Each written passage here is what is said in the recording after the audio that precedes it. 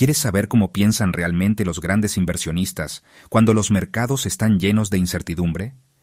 En este video te traemos una conversación con Howard Marks, un legendario administrador de fondos con más de 35 años de experiencia navegando crisis, burbujas y cambios profundos en la economía global.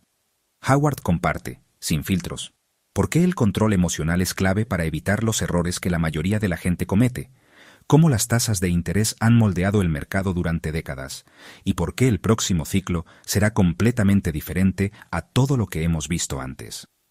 También se adentra en las oportunidades reales que existen en el crédito privado y la deuda en problemas, y revela su opinión honesta sobre las criptomonedas y el auge tecnológico que está sacudiendo los mercados. Si alguna vez te has preguntado cómo proteger tu dinero en tiempos impredecibles, qué activos elegir cuando los precios parecen fuera de control, o simplemente cómo mantener la calma cuando todos los demás están nerviosos, este video es para ti. Además, descubrirás la inspiradora perspectiva de Howard sobre mantenerse activo y motivado a casi 79 años, y por qué disfrutar lo que haces es el secreto para nunca bajar el ritmo. No te pierdas ni un segundo. Quédate hasta el final para descubrir no solo consejos prácticos para invertir sabiamente, sino también una visión profunda y realista del futuro económico que nos espera. Howard Marks comienza destacando un principio clave. No se puede ser un buen inversor si dejamos que las emociones controlen nuestras decisiones. La mayoría de los errores del mercado provienen justamente de eso, de comprar impulsivamente cuando todo parece ir bien y los precios están altos, y de vender por pánico cuando los precios caen. Por eso, el autocontrol emocional es esencial, sobre todo en el corto plazo, donde la psicología pesa más que los fundamentos. También advierte sobre un cambio estructural importante. No espera que las tasas de interés en los próximos 10 años sigan la tendencia a la baja que vimos en décadas anteriores. En ese sentido, muchas de las estrategias que funcionaron bien en un entorno de tasas ultrabajas podrían no ser tan efectivas ahora que el escenario parece ser de tasas más estables y elevadas. El entrevistador, con más de 20 años de experiencia, reconoce que este tipo de encuentros requieren preparación, ya que Howard suele poner a prueba la profundidad de las preguntas. Después de una breve introducción, va directo a los temas clave. Comenta que ese mismo día se reúne la Reserva Federal, y aunque se espera que mantenga las tasas alrededor del 4,5%, la inflación y los aranceles siguen generando mucha incertidumbre. Luego introduce el caso de Nvidia, que había perdido un 16% en su valor de mercado el lunes anterior. Además, menciona la aparición de un chatbot chino más económico que ha afectado a Bloomberg, y le pregunta a Marks su opinión sobre el sector tecnológico, especialmente ahora con la irrupción de DeepSeek.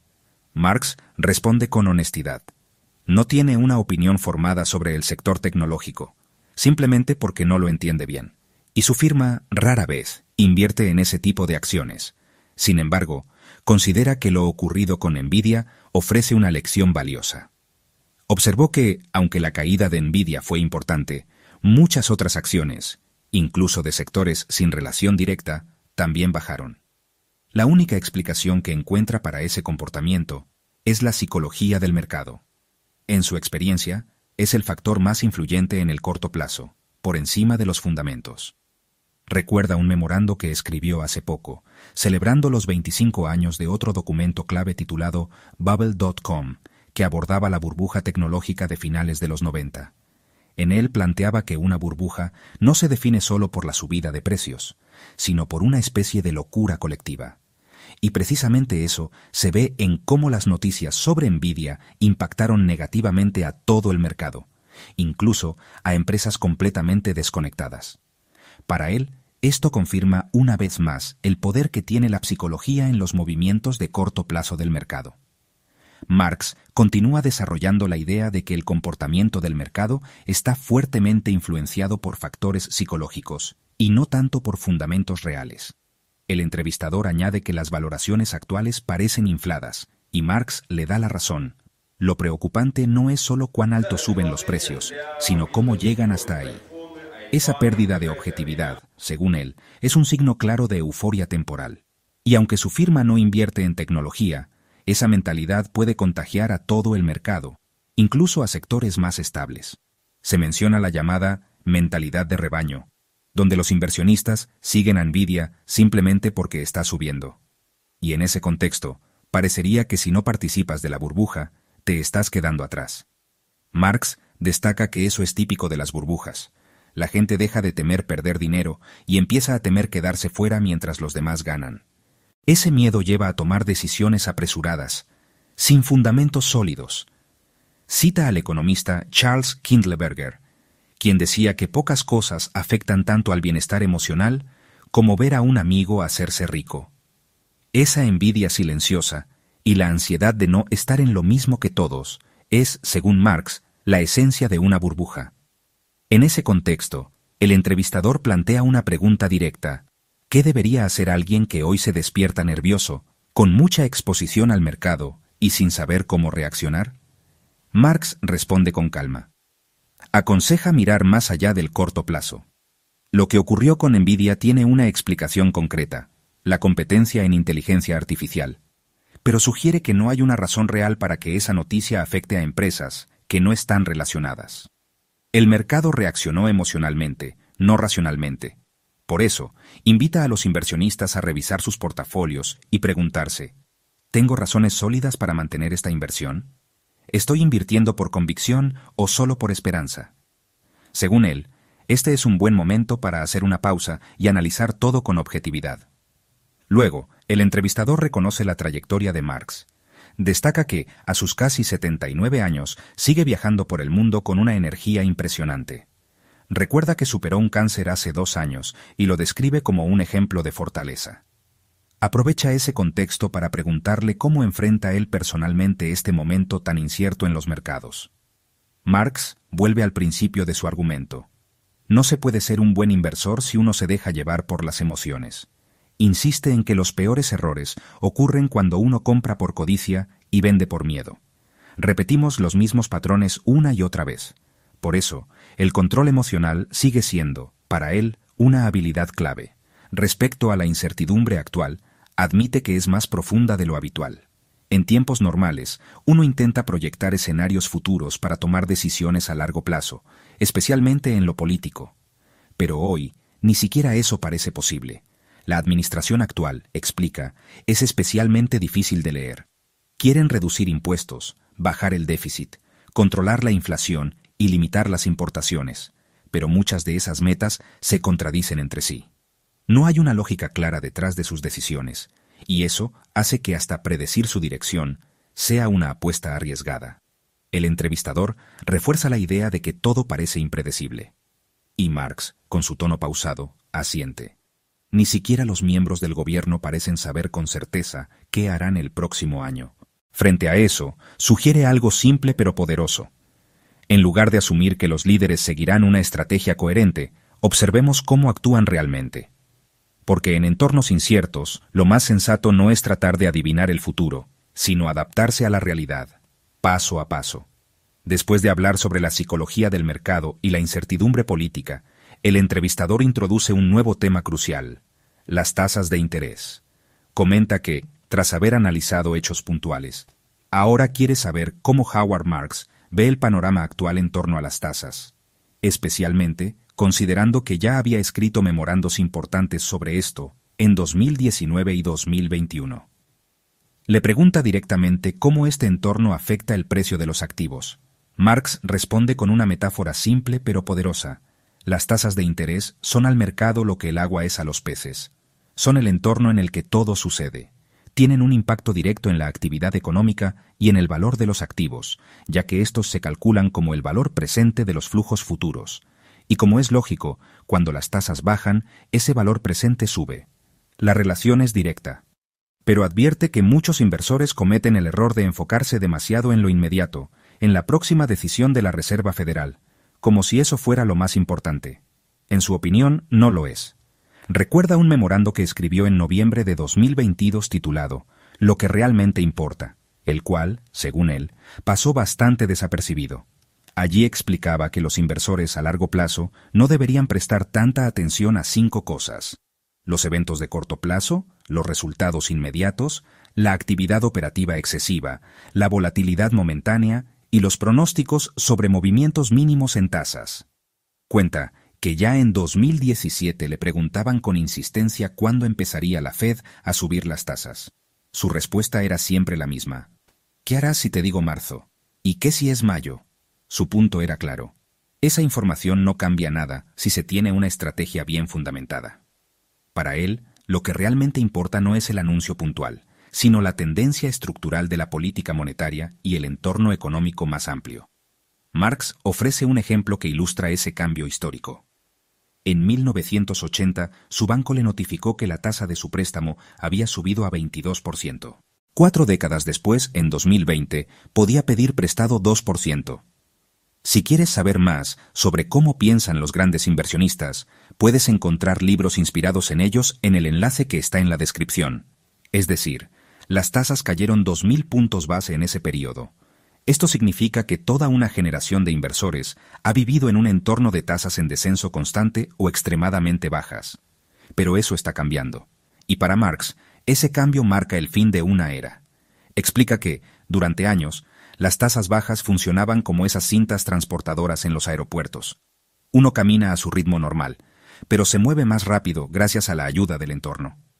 Entre 2009 y 2021, eso fue exactamente lo que pasó.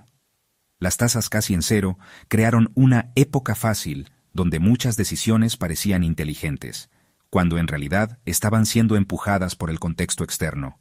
Cita una frase atribuida a Einstein. La locura es hacer lo mismo una y otra vez, esperando resultados distintos.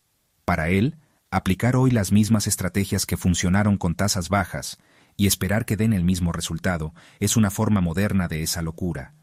Por eso, invita a los inversores a aceptar este nuevo entorno.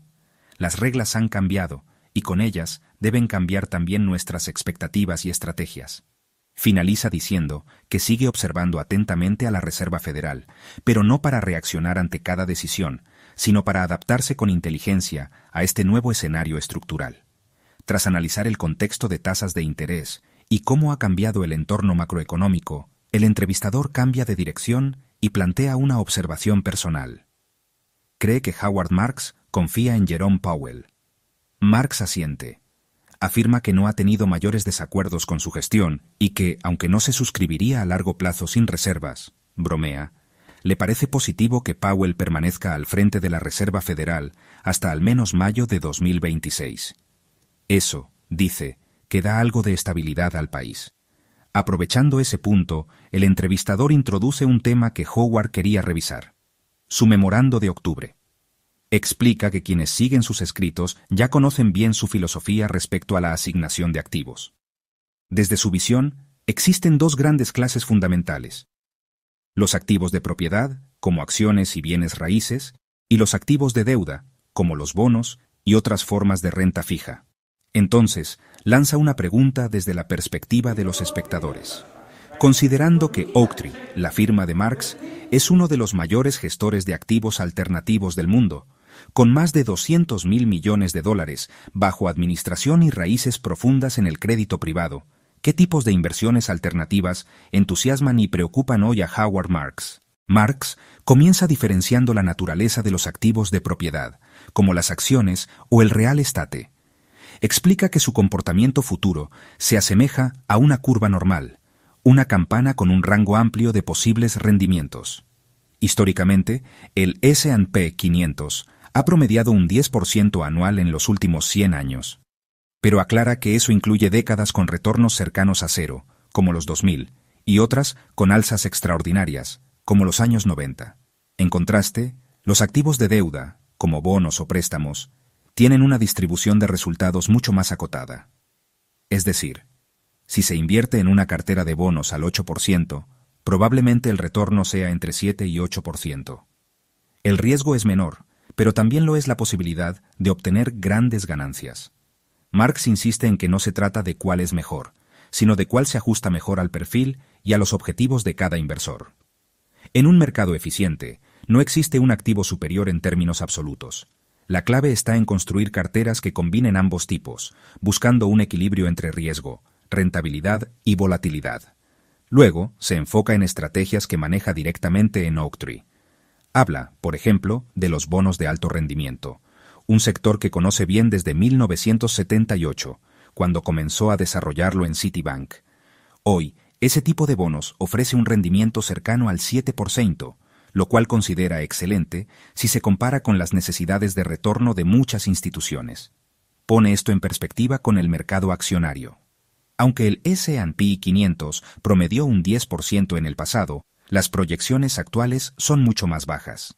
Menciona que Goldman Sachs estimó recientemente que el rendimiento esperado del índice para la próxima década será apenas un tercio de ese promedio.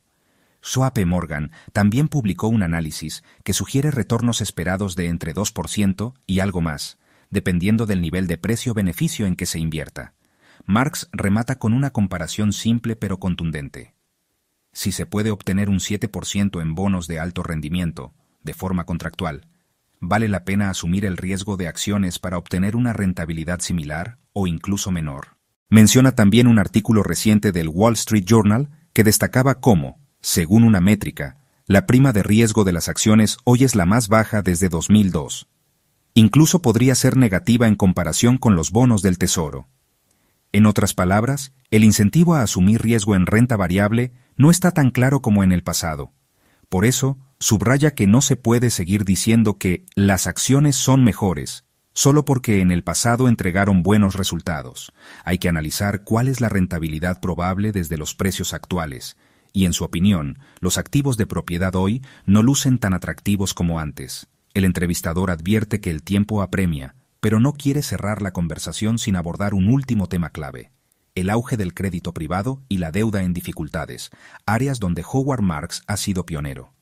Le pregunta si este fenómeno es sostenible o solo una moda pasajera y riesgosa. También menciona una frase popular que compara la inversión en deuda en dificultades con atrapar cuchillos que caen, es decir, asumir riesgos en medio de crisis profundas. Marks responde con calma que lo único que realmente le preocupa no es el entorno macroeconómico difícil, sino la falta de oportunidades interesantes para invertir. Nunca le ha molestado que surjan crisis, porque esos momentos suelen ser precisamente los que generan valor. Lo importante, explica, es enfrentarlos con una mentalidad racional y emocionalmente estable, sin caer en el pánico. Recuerda que desde 2010 hasta hoy, salvo el breve impacto de la pandemia en 2020, el entorno de inversión ha sido bastante tranquilo, lo que no facilita precisamente el trabajo de los que buscan gangas u oportunidades especiales. Sin embargo, ahora, con las tasas de interés elevadas, muchas empresas se enfrentan a estructuras de deuda que ya no son sostenibles. Marks cree que entre 2026 y 2027, cuando muchas de esas deudas venzan, surgirán oportunidades importantes para quienes estén listos. Y él lo está. Oaktree ya ha levantado un fondo que espera precisamente ese momento. Sobre el boom del crédito privado, reconoce que ha despertado discusiones intensas, incluyendo el temor de que represente el próximo riesgo sistémico. Sin embargo, a diferencia de la crisis de 2008, no ve el mismo nivel de apalancamiento ni de interconexión entre instituciones. Eo con alguien que también quiere invertir mejor. Nos vemos en el próximo. Hasta pronto. Aún así, lanza una advertencia. Habrá que ver si los gestores que se beneficiaron de la entrada masiva de capitales fueron lo suficientemente cuidadosos al seleccionar activos sólidos, o si cayeron en la euforia de esta nueva fiebre del oro. Antes de cerrar, el entrevistador lanza una última pregunta rápida. ¿Qué opina Howard Marks sobre las criptomonedas? Con humor, Marks responde que su hijo Andrew le ha aconsejado no opinar sobre temas que no comprende en profundidad. Solo un hijo puede decirte eso, comenta entre risas. Durante la pandemia, Andrew vivió con él y compró criptomonedas cuando estaban a $4,000. Hoy valen más de 100,000. Aunque Howard no tenga una opinión formada sobre ese mundo, reconoce que es difícil decirle que estaba equivocado.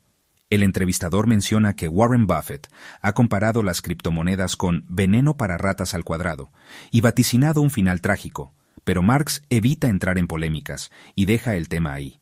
Para cerrar, le hacen una pregunta más personal. ¿Va a bajar el ritmo pronto? Marks sonríe y contesta con otra pregunta. ¿Por qué? El entrevistador admite que es una buena respuesta, y Marks agrega que solo lo haría si él también lo hiciera. Ambos coinciden en que no tienen intenciones de frenar. Howard aclara que no juega golf, que disfruta profundamente lo que hace, que su trabajo lo estimula y que cuenta con un gran equipo detrás, así que no ve razones para detenerse. ¿Por qué no seguir viajando sin parar?, dice, recordando que la noche anterior tomó un vuelo solo para poder estar presente en esta charla. Cierra con una anécdota que resume perfectamente su filosofía. Recuerda a Bill Graham, quien dirigía un club de rock en San Francisco en los años 60.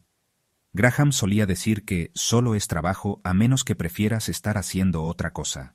Para Howard Marks, mientras disfrutes lo que haces, no hay por qué parar. Si llegaste hasta aquí, muchas gracias por acompañarnos. Si te gustó este contenido y quieres aprender más sobre inversión con una mirada crítica, profunda y realista, como la de Howard Marks, te invitamos a suscribirte al canal, dejar tu like y compartir este video. Gracias.